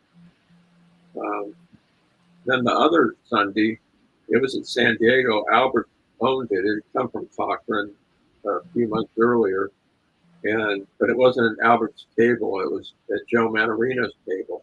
Mm-hmm. And as I walked up, he was with Bernard Mahe, who barely acknowledged my existence that time, or since. But I asked what's Raymond, and he said, "Oh well, it's by Austin Briggs because it's not signed." And I walked over to it, and it had AR on both the Jungle Gym and the Flash. Mm-hmm. I said, "What are you, new?" And it was clearly by Raymond. And Russ knew it was by Raymond. He got it because it's Raymond. Right. So I ran around to the other side and bought it from Albert, who owned it anyway. And so that was rather strange. Ruben wanted to know how many Hunger Strike dailies do you own? I think I own 14 of the 24. Wow. But, as I explain in Under the Hunger Strikes on my Comic Art Bands page, at a point, a certain auction place would start getting them, and it became impossible for me to win one. Mm-hmm. I'd never lost on one up until then, and I've never gotten one since. But, Wow. Things happen. Right. At least you have 14. And But 4 of them are still unknown. I mean, they're still out there probably, but they're lost or unknown to me. that's the challenge with a lot of strips, trying to find the missing artworks. I know that I know a few collectors who are chasing down, trying to find the missing images that are out there, and it's really difficult. I don't know how they do it because they could end up in the most far off places, and you have no clue where to look, Mm-hmm. no way of knowing you're looking. But there was one that popped up on eBay, the only one that Cochran ever had in one of his auctions. It was one of the less important ones, but I bought it for like $300 or something, and sometime later I got a message from the seller that I never paid for it. And when I sent the money the same day, and I had the nerve to even ask them to take it out of its frame before shipping, and they took it out, and I didn't pay. It turned out the check had been lost by the post office, right in one of those envelopes for mangled mail. And so I ended up getting it, but I could have lost out on it after waiting years for it to turn up. And it was some family in the Middle West. Who knows why they had it, but they had it. Right. Well, I'm sure there's a lot of that kind of artwork out there, in collections or none, or just family owned, and they don't even know what they have. And that's forever. There'll never be an end to things that would have been really treasured at a particular time, but by the time it turns up, no one cares. Right. Craig, Rich Danny's was curious how you picked up as many Dr. Seuss pieces as you have. Where were those purchased? I had a friend that knew someone that would send Seuss. He met him at a book signing. He'd send just blank pieces of paper to him to fill up. And my friend got them from the person that did that, and then I got them from him. Oh, wow. Yeah, it was fun when those all turned up because they kept coming. I'm sure there are more out there still, but I like the variety that I was able to get. I mean, so many different books. Right. Fred Beckley, as I'm reading through the comments, mentions that he has 500 strikes as well. So that's. Oh, really? Yeah. What dates? Well, if Fred answers, I will let you know which ones he's got. I'm very curious because I haven't seen any for quite a while, except in the auctions, and there are only 3 there. Mm-hmm. All right. Well, if he replies, I'll let you know. I have a story about those too. Right before I met the person that was competing with me, I got a call at my office one Sunday. I think it was a Saturday, but I'd gone to work on a weekend, and I left there to go to a kind of a convention downtown LA, and I missed Scott Toonbear's call, and he was at a little mini art show at Alexander Aceveto's gallery in New York at a time when he was dabbling in comic-related art. Mm-hmm. Someone came in with 3 hunger strikes. He wanted to know if I wanted them, and I missed the call. And when I called him back, it was way too late. And it turned out that another dealer bought them, and I left a message on his machine that when he got back to LA, he'd call me. And he called me, and I made offers on 2 of them. And then he said he'd have to think about it. The next morning, he called me and said that he sold them elsewhere. He didn't even give me another chance. And that made me stop dealing with that dealer forever. Not that he wasn't entitled to do that, but I thought he could have at least had the courtesy of letting me make another offer. Right. Not to negotiate over things. I always have problems when I do. No, I know I've dealt with dealers a long time, and I never understand the everyone's got a different approach. I mean, there are some dealers who would be more than happy to call you back to see if you would offer more, and then there's some that are just fine with cutting it off at whatever moment they feel is the right number for them, and they're happy to walk away. So And he moved them to a wheeler dealer type who I like a lot now, but I didn't know him then in New York, and he sold to the guy in the Midwest. And the next Sotheby's auction I actually attended in New York, and I sat behind them. They were not sitting together, but they were in front of me, and I just stared darts at them the whole time because I hated them so much. But eventually I became friends with the one, and I cut off the other. I never bought from him directly, although I bought it from people. Right. Well, this is a very passionate hobby. I mean, for lots of reasons. I mean, we're passionate about the art, but when we're scorned like that, it's tough to get over those moments. I mean, I can't say I've had it as bad as that, but I've had similar experiences where I've definitely been hurt by things, and I've hurt other people. You make mistakes sometimes in this hobby, but you learn a lot. You just have to make one mistake where you really hurt somebody's feelings, and you realize that I don't know. I've done it a couple times, and I didn't even think about it, and then afterwards I realized it was like the worst mistake I could have made if I wanted to keep friends in the hobby. And sometimes you do those things, and I just didn't think about it, and I walked away from it afterwards and realized you could never make up that after an artist left your hands and gone to somebody it shouldn't have. Right. Well, I've had one friend in particular that likes teasing me. So he had something or still has it, something I wanted. One day he told me he sold it, and I felt so betrayed. I just couldn't believe it. And then he laughed about it the next day. Oh, that's not fair. Was it April 1st, like today? When he said, and we're still friends, but that's good. yeah. Oh, by the way, Fred Beckley says on the Hunger Strike dailies, he has the 2nd, 4th, 5th, 9th, and 14th.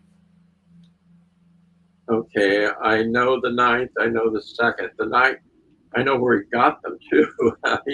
he got the ones that I gave up even trying to get because of the circumstances. But I'll look up the others. I'm sure I know of them, but those are all great. I mean, especially the 9th one is really nice. One that I wanted for a long time. And the 2nd one's nice. They're all nice, but some are more nice, and I really like the 9th one. Well, it seems like it's definitely in good hands. Somebody else who appreciates those Hunger Strikes as well. And Christopher Daly, thank you so much for the super chat. I do appreciate that. A lot of hard work, and I'm glad everybody notices the effort we put into these shows. And Craig, you're every bit the guest I hoped you would be tonight. This is great. Not very organized, but no. Well, I didn't put the art in the order you gave it to me because I kind of felt like we're going to meander about during the conversation because I just kind of felt that was going to be the flow. But that's good. That's really what I was hoping for. yeah. But let's look at some of the Gasoline Alley pieces because I know that's a cornerstone of your collection on Comic Art Fans today.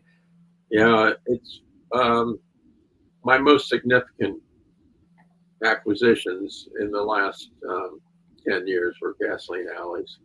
And I really didn't know of the strip until I bought one on eBay. And then Russ turns up all the originals that no one thought still existed. That's the 2nd one. The same day as when Walt finds Zech on his doorstep with a note on him. And this one's funnier than the first one. The first one's important, but this is where he says that his neighbors say that they need to feed the little baby, and he looks into the bottom of the basket he was found on and to see if there were feeding instructions, because he bought gators from Florida that they gave feeding instructions on the box. So that's the 2nd appearance of Zech, and this is the first one, which I actually tried to get out of Russ before the auction, and I made an offer as he suggested I do, and he never even got back to me about it. But my problem was, and I sensed that it was going on, that Russ auctioned the first 5 dailies in reverse order, and someone I thought had probably bought all 3 of number 3, 4, and 5. And I knew that if they got the 2nd one in that auction, that they would be much more motivated to go strong after number 1. And so I paid a lot of money for number 2 just to break their momentum. And it turned out I was right. Russ told me that that's what happened, that they gave up on the number 1 because they couldn't get them all anyway. So I got the number 1 for a lot of money, but there was even a newspaper article about it in Frankfurt, Germany, where someone was carrying on about how cheap it had gone for compared to its historical significance. So it all worked out, but I almost got an ulcer over everything because I wanted to know badly. And I just couldn't believe it existed. I liked the first of any strip. I had the first Blondie and the first Little Abner, but this one, even though it's not a first of the whole title, it's the first of the important sequences of the title. So Right. I'm really happy to get it. And I one of the early auctions for Gasoline Alleys, my computer cord was sprayed and it kept going out on me. It's one of the few times where I couldn't get my bids in and lost out on things. But I was so afraid that something like that would happen on this one that I was really nervous that day. But it worked out. So, and I pretty much ended up with most of the Gasoline Alleys I wanted in the end. Well, I mean, you have an amazing assortment of them. I'll pull up a couple other ones here, but that's an interesting story that you wanted to break the cycle so that one collector would just give up and not go after the first one. That's I've never heard anything like that, but I mean, I can see the need to do that in order to get one of those pieces. If they would have acquired that second to last piece, they would certainly have gotten the first one too, and then you wouldn't have gotten any of them. Yeah, and you never know who's bidding. I mean, it could be some Bill Gates type. They could pay anything. So I don't know. That's one of the things that experience helps with, is anticipating what's going to happen in an auction. This one's not important as such, but I just really like the art in it. Oh no, it's beautiful. 34, and it's one of the most well drawn of all the gasoline galleys that I have.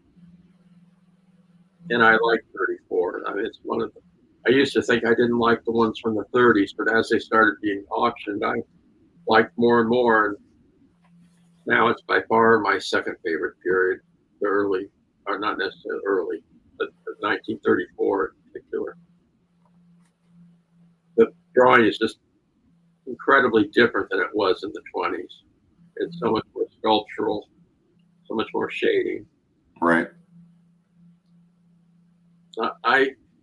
No one takes Frank King as being a great artist as such. It's more that he's a great storyteller, but he was a pretty great artist too. He just wasn't very flashy like a Raymond or a Foster or some of the others. Sort of like Peanuts, which isn't flashy either, but it's, in its way, it's first rate. I'm just marveling at the strip. I love the panels.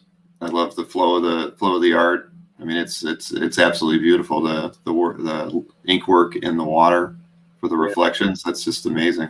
I like all the ones from that sequence. It's about a trip that Walt took with Skeezix and his friends, and they went fishing and such. So they're really nice strips, and they weren't hugely expensive because there were so many strips around.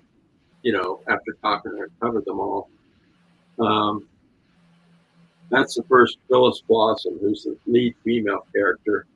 And that one's interesting because Cochran misidentified an earlier strip from 1921.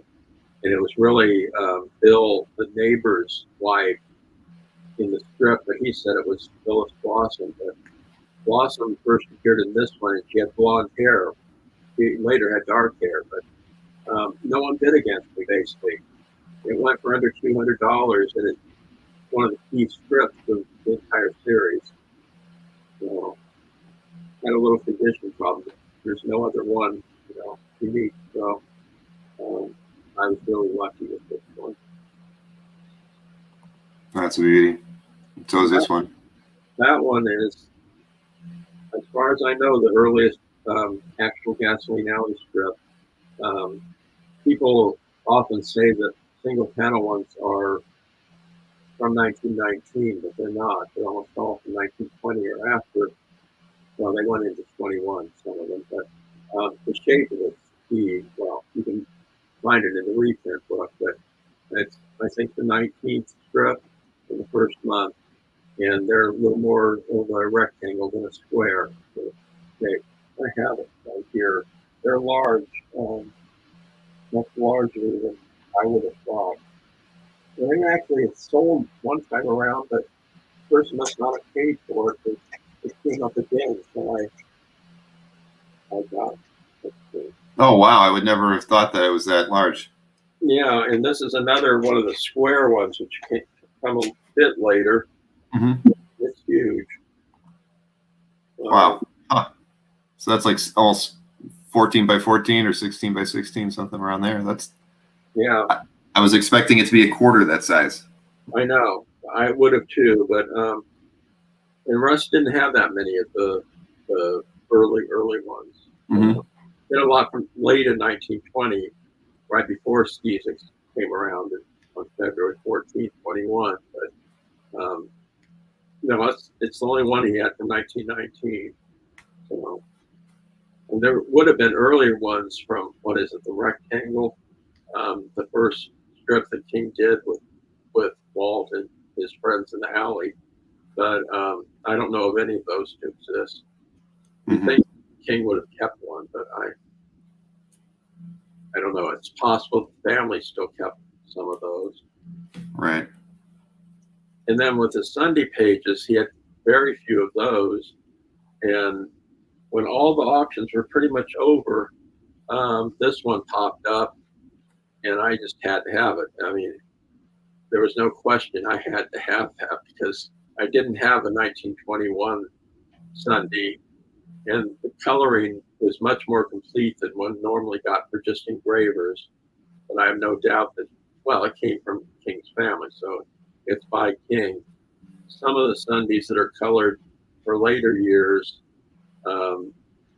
they were not colored by King, and you can see that in some of these old Cochrane graphic galleries. You can tell that certain strips were not colored, and then they popped up as being colored when they were sold in more recent years. Mm-hmm.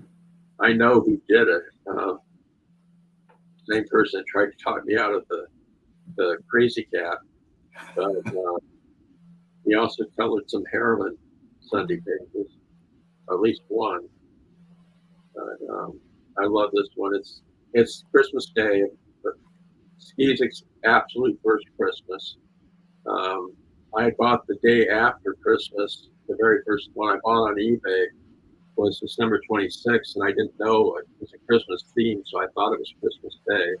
But Christmas fell on a Sunday, and for some reason, the Sundays from like November, or there's first Thanksgiving. There's quite a few in this period that King kept, and some are in the Library of Congress. But I like this one the best because it's Christmas, and I love the topper. Oh, that's absolutely beautiful. You know, I couldn't believe it existed when it was auctioned, and it was expensive, but it was worth the Murphy Anderson cover or something.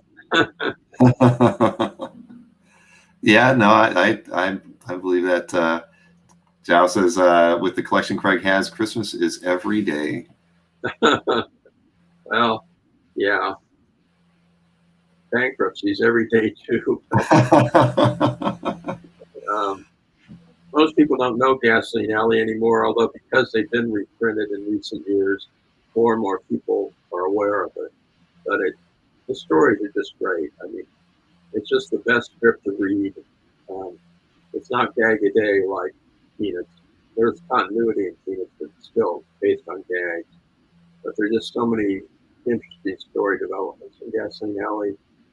And, of course, the characters age in real time. That's the, I'd say, gimmick, but it's not really a gimmick. It's telling a very long narrative. Right. Well, that was what made it interesting. You know, They were growing up. Beginning of Skizik's, it was just incredibly funny and incredibly great. I'm glad I discovered it. I could have easily missed it altogether. Mm-hmm. Because I wasn't buying from Cochrane when these, I think it was 2011 or so, when the Gasoline Alleys turned up. Right. It was around that. He wasn't getting very good things by that late date because Heritage was getting everything. And he would complain to me all the time that, to sign something to me, you got too many and whatever. And he was not happy with the situation because he could figure them out for so long. But things happen. So. Right. I mean, they're still carrying on over there too. So they're, they're not as prolific as they once were, but I admire them for continuing to try. And that, I know the family's still involved. So. Yeah, I think it's good that there need to be more alternatives for comic art than just one huge auction. Like, I'm glad that Hakes is getting more involved in it, and they get some decent things. So. They do. Yeah, no, I had Hakes on a few weeks ago just to do a recap from their February auction. I think they're a very unique auction house in what they can, the material that they bring in, and I think it exposes collectors to lots of different other things that they could collect, whether it was, whether it's from stamps to sports cards to comic art to toys. So I like their business model a lot. And Ted Hicks was the model for Collector's Showcase, Collector's Bookstore, their auctions, because Leonard used to bid on pinback buttons and with Hicks, and so they basically copied their format, their bidding procedures and such, but slightly different emphasis, but still right. Important. I've gotten several unique things from them over the years. I missed out on one that I could have picked myself because I didn't follow them as close as I should have, but there was a book I bid on at Collector's many years earlier, and this couple in San Diego, they were buying up every important Disney book. That one of the owners of Collector's Bookstore had the great Disney collection. He made a trade with Disney Studio with their archives, where he gave up one Alice in Cartoonland poster, got a complete set of file copies of Mickey Mouse magazines and all the books, all you can imagine. And a couple of those books are really rare. They were by David McKay publishers that only did one edition. So the one of the Elmer Elephant, I just desperately wanted when Malcolm, the owner of Collectors, auctioned it. It went for like $800 at a time when these things were going for $50. And so I gave up. It turned up at Higgs and went for even less than it had originally gone for. And that was just 5 years ago or something. Mm-hmm. But you can't keep track of everything, I guess. That one made me mad. Yeah, I don't blame you. And someone did want to know if you've actually read all of those books on the back wall. I can't say I've read every page of every book, but so many of them are art books will focus on a painting, and you can read, about this painting and skip to another one. I've read 80% of all of them. I mean, 80% of the content, and I've read part of all of them. And that's only about half. The other walls have similar numbers, and that's not including any comic art. I have a separate art room that has bookcases with all the auction catalogs and all the books on comic art and animation art. Right, because most of those books are fine art related, right? They're all old masters, mainly Old master. 15th, mainly from the 15th to through the 18th centuries. And I have like 50 books on Raphael, who I just think is the greatest artist of all time. So 35 books on Rembrandt. If there's a new book out, I buy them when I know of them. It's not quite as easy as it used to be. Right. Well, it's an impressive collection. I should go full screen. And I know there's another bookshelf in there as well. So yeah, that's amazing. There are two on that wall and one over there. So I never have enough bookshelves, no matter what. I have no more room for any now, but when I did have a little bit of room, I'd buy them and they'd be filled up within a year. So it's just the way it goes. Yeah. But I love art books. I mean, I was an art history and government major undergraduate, and I became as obsessive over old master paintings as I was over comic art. So I just can't afford it. No. I started collecting English watercolor artists because he was someone that was totally forgotten. Well, not totally, but largely forgotten. Very available at small prices when I started, and I ruined that market too. There were a few that by my participation and my persistence in going after everything decent, I've run. Well, it's very easy. People are just waiting for you to get out of that market next so the prices could go back down. Yeah, well, they have gone down. When I hear your discussions with others about how that things are just going to keep going up, I just think about my English watercolor artists and all English watercolor artists, which are major artists. When I started, they were small prices, and I pushed them up to large prices, and now they've gone back down to what they were in 1977. Mm-hmm. But for no good reason, other than supply. If you don't have things coming onto the market, it's hard to keep prices up. and Sotheby's and Christie's withdrew from auctioning English watercolors, more or less. Mhm. They'll put them into an old master drawing sale, but they don't have dedicated sales anymore when they used to have 3 a year. So I got something that was really, really first rate for 1/10 the price I paid for a pair of paintings that showed the exact same model. The little girl. The one I got that's more recent has both little girls in one painting, and the other one has them in two paintings. But it shouldn't be 1/10 what it was in 1990. But whatever. That's the way. You can't be sure how things will go, especially if there does turn out to be a major depression. Right. Economy. Recessions, comic art and stuff goes up, but depression, people have to worry about survival. I have no idea what that is. It's the little Abner. Oh yeah, that one. There's a very brief period after Sotheby's stopped doing their live comic book and comic art auctions, but they had a few online auctions, and this turned up in one of those and didn't sell. It was estimated fairly high, but I called Jerry Weiss months later and said, whatever happened to that? And Jerry said, oh, I still have it. The dealer in Washington State was going to buy it, but they never came up with the money, so you can have it for what they were willing to pay. So I met Jerry at a hotel in LA and bought it, and I couldn't believe it existed. The story is that the syndicate had sent it to an artist. It's similar to some of the stuff that Joel Thingvall came up with, but it was sent to another artist as a model for drawing a little after, and it came out of his estate. And I couldn't believe that it existed, let alone that I could buy it. Right. I really liked Jerry Weiss. He was a class act in every way. That's why I've heard the same. Yeah, I went to Sotheby's when I sold my my Golden Age comics, mainly because of Jerry. So, and he turned up a lot of great things, as did Christie's, with the Mandarin.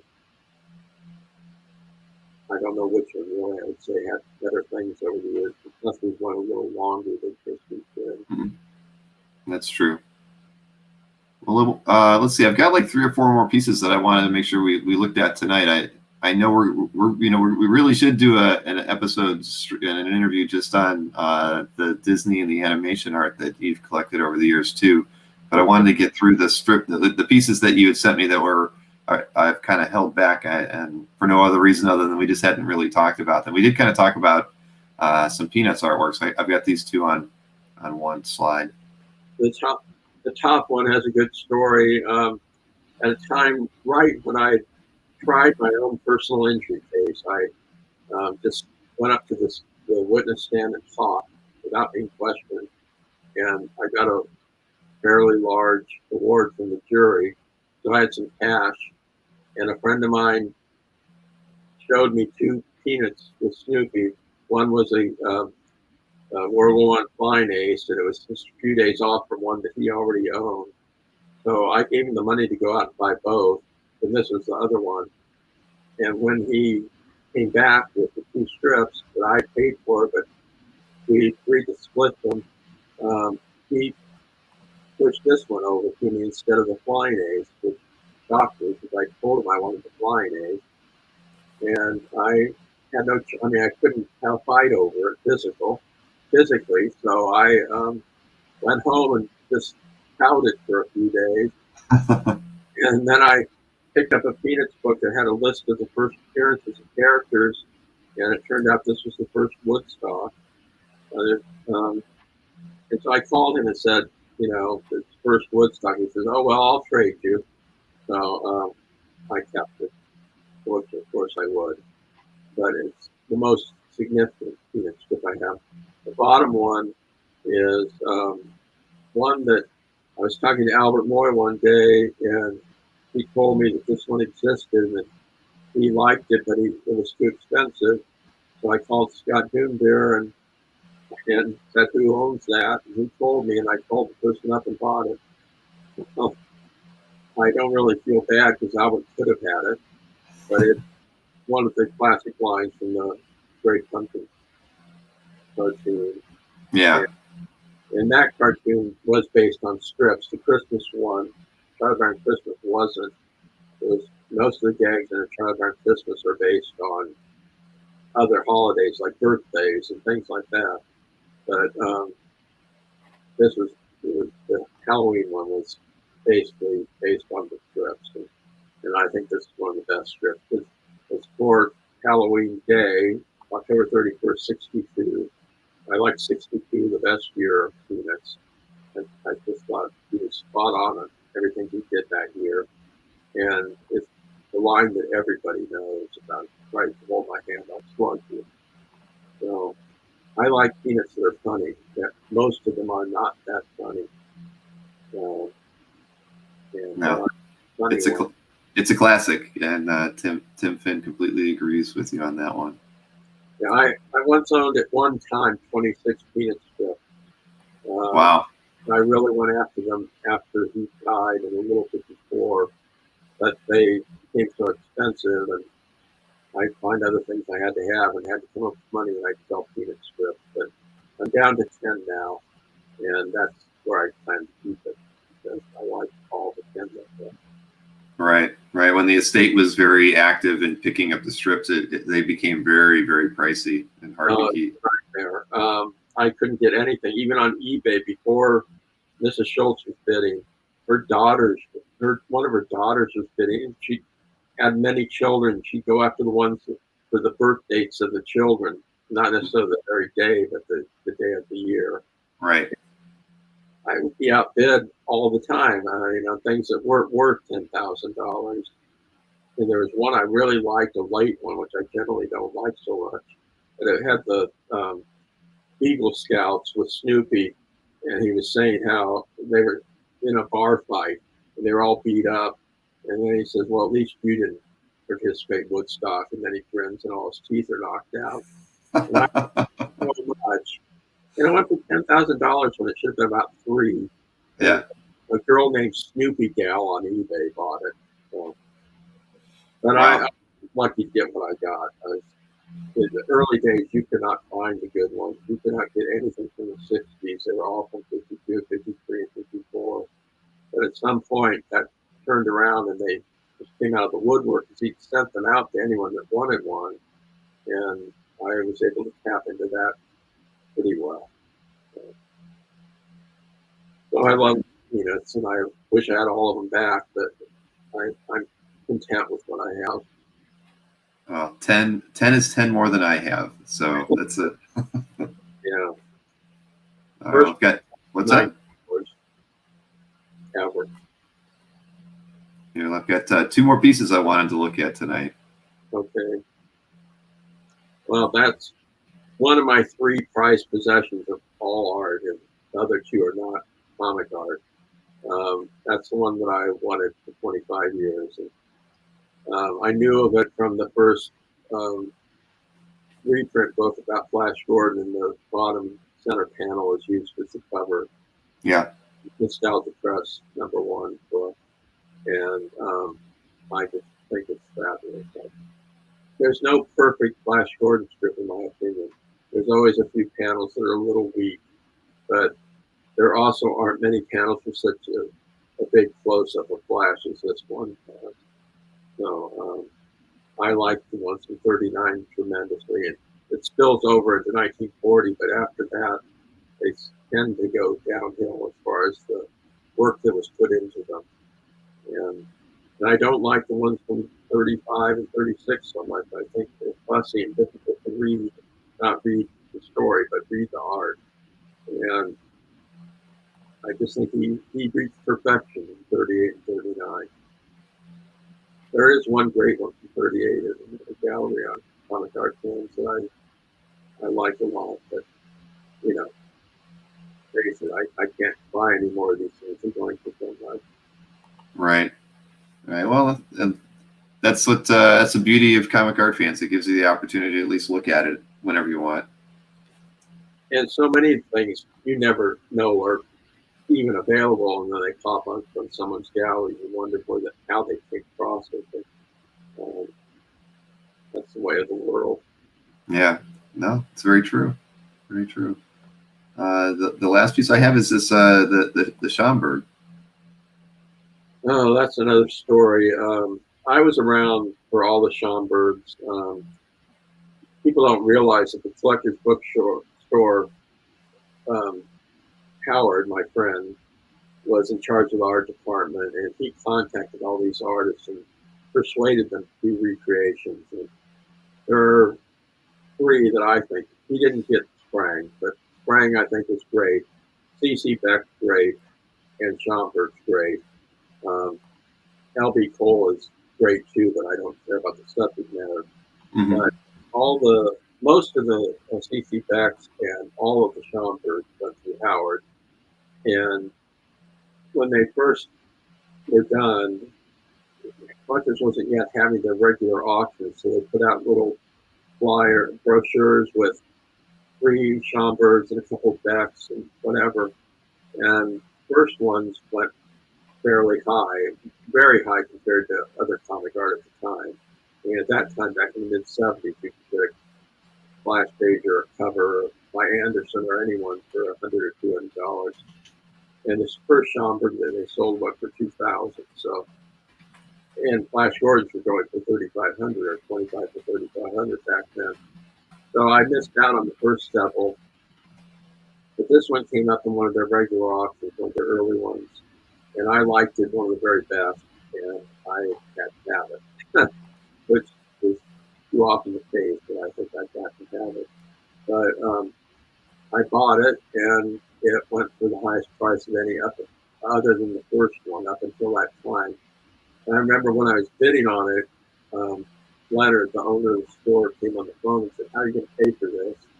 And I said, "I'll pay for it." And he tried to convince me not to keep bidding because it was getting so high. And it turned out that there was never another one that went as cheaply as this one. So I was lucky to get it. And I think it's absolutely great. Oh, without question. It's amazing. Schomburg was a great guy.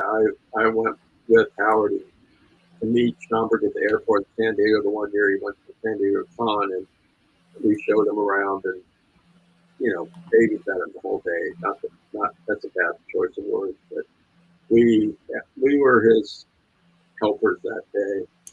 And Howard decided he could have Schomburg do little, small, quick pencil sketches like artist alleys are now, but before that. And it was taking Schomburg so long to draw anything that Howard finally just took orders. But the one that he started was a half of a Captain America, the top half, in pencil. And I just picked it up at the end and took it home. And I eventually told it that that was the one thing he drew at San Diego. And he was really nice, really good guy. Well, I mean, that's an amazing piece. I really like that one a lot. Yeah. Very envious. It's one of the few things I'm up and on the wall in my bedroom. So I see it every day. I don't blame you. I don't blame you at all. It would be on my wall as well. Well, Craig, listen, this has been more than I could have hoped for. I really had a great time talking with you this evening, and we definitely should plan on doing another one and covering some other areas that you're very passionate about as well. So, big one is animation art, which I've been involved with for a long time now. So I'll be happy to do it anytime you want. Okay. I enjoy talking about comic art. So. Great. Well, and I hope everybody checks out Craig's gallery too. It's listed as CE on Comic Art Fans, and I'll make sure that it's in the. I think I put it in the description of the interview tonight, but if I didn't, I'll make sure it gets in there. But everybody should give it a look. He's got work on there that's been on the site since he created his gallery, and back in 2006. And so when I was going through it today, I was just surprised that, you know, some pieces don't have as many views as they should.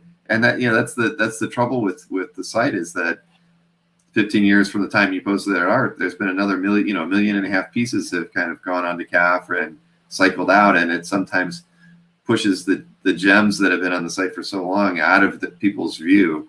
So I really encourage everybody to get out there and, you know, leave a comment or two on Craig's artworks, and that way it'll help it move it up and let other people see his work in his collection as well. And it's a rare artist that if you search for the most popular computer impressions or comments, that one of mine comes up on the first page, and sometimes it can be really frustrating. Right. No, I know. And I regret that. I wish there was a way that I could come up with an algorithm that could help recycle and bring to the forefront those types of things. I finally did build a search that I haven't activated on the site. I really should, because of what it let you do is you could pick a month and year and then see what was the most popular viewed or commented piece that was from when it was added onto the site. And that was really neat, because you could literally go back to 2003 and just say, show me the most popular art that was added in April of 2003, or the most commented art. And what's that? That would be fun, actually. It would. You know what? I have to figure out where I want to put it. I just don't know where to. So no one's gotten to use it because I haven't added it to the site. But it's the coolest thing out there. So I will. I will make an effort to have it linked, and probably maybe linked off the homepage too by Monday. Because it is really one of the neatest things that I had my wife program about a month ago, and it's just super cool, and I haven't allowed anybody to tinker with it. So I'll definitely make sure that I put it out there. But again, thank you, Craig. I do appreciate it. And to everybody who did the super chat tonight, Christopher Daly, ML, Ron Lim, and Rick Alvarez, I appreciate every contribution to the show. And Craig, I will be in touch.